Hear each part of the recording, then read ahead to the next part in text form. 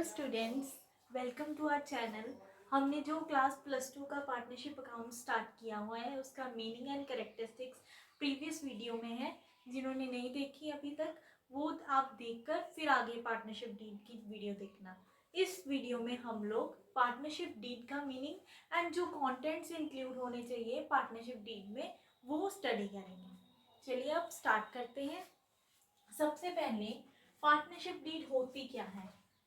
Partnership हमने पढ़ी थी, जब एक या एक से ज़्यादा पर्सन इकट्ठे मिलकर बिजनेस करते हैं उसे हम लोग कहते हैं पार्टनरशिप।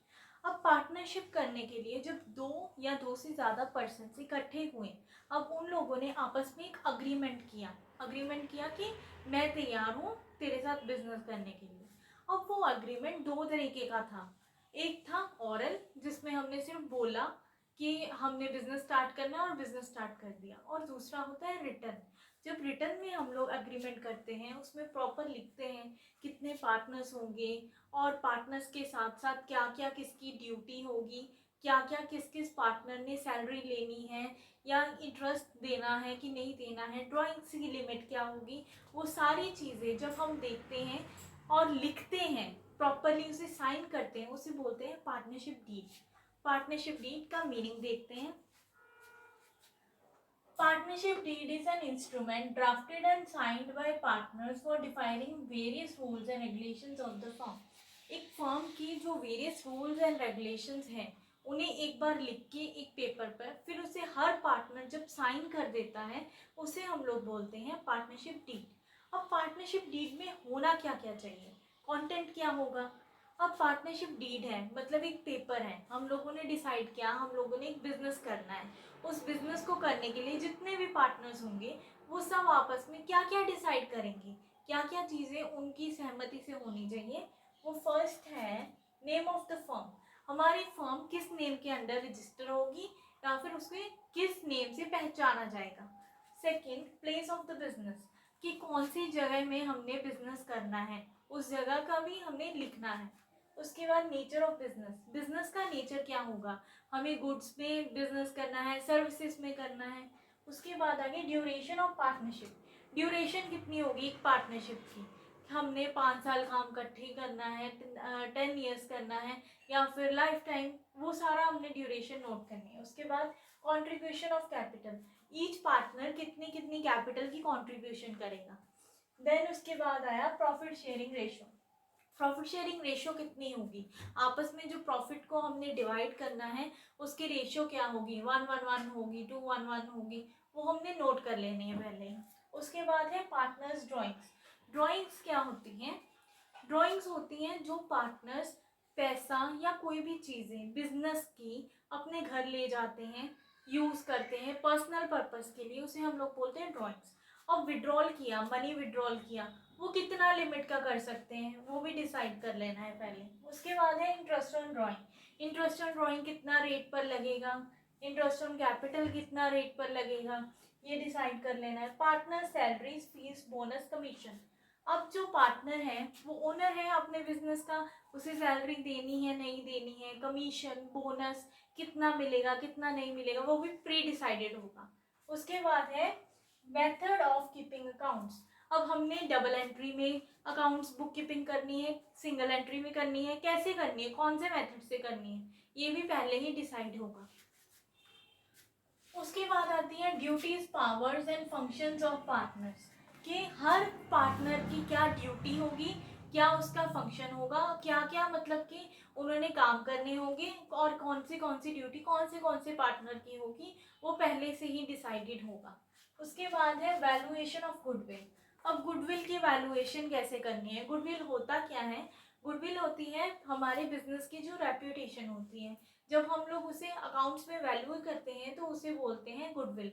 अब गुडविल की वैल्यूएशन कौन से मेथड से करनी है ये भी प्री डिसाइडेड होता है। उसके बाद है बैंक अकाउंट, अब बैंक अकाउंट की ऑपरेशन कौन करेगा, कौन सा पार्टनर होगा जो पहले से जिसे ड्यूटी दी गई होगी कि इन्होंने बैंक अकाउंट को मैनेज करना है, ये भी पहले से प्री डिसाइडेड होगा।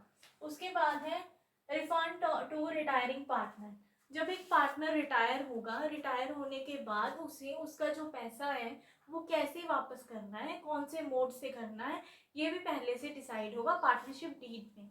उसके बाद है वैल्यूएशन ऑफ एसेट्स।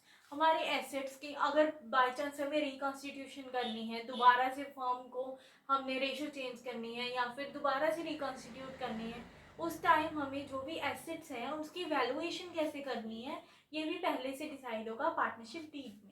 उसके बाद है अकाउंटिंग पीरियड। अकाउंटिंग पीरियड काफ़ी तरीके के होते हैं। फाइनेंशियल ईयर होता है जो हमारा अप्रैल टू मार्च वाला होता है, कैलेंडर ईयर होता है जनवरी टू दिसंबर वाला। ये हमने पहले से डिसाइड करना है कि कौन सा अकाउंटिंग पीरियड हमने डिसाइड करना है हमारे फर्म को चलाने के लिए। ये भी पहले से डिसाइड करना है हमने इसके पार्टनरशिप डीड के बीच में। Arbitration clause. आर्बिट्रेशन क्लॉज का मतलब है, अब सपोज करो डिस्प्यूट हो गया, पार्टनर्स जो है उनकी आपस में लड़ाई होगी, अब वो लड़ाई को रिजॉल्व कौन करेगा, कैसे करेगा, आर्बिट्रेटर कौन होगा, ये सब भी पहले से ही डिसाइड करना पड़ेगा और पार्टनरशिप डीड के बीच। सो ये थे हमारे कंटेंट पार्टनरशिप डीड के और पार्टनरशिप डीड का मीनिंग, जिसमें हमने ये क्लियर किया कि पार्टनरशिप डीड जो होती है वो रिटन अग्रीमेंट होता है जिसमें क्या क्या कंटेंट आएंगे, नेम ऑफ द फर्म क्या होगा या फिर फर्म में नेचर ऑफ बिजनेस क्या होगा, वो सारी चीज़ें।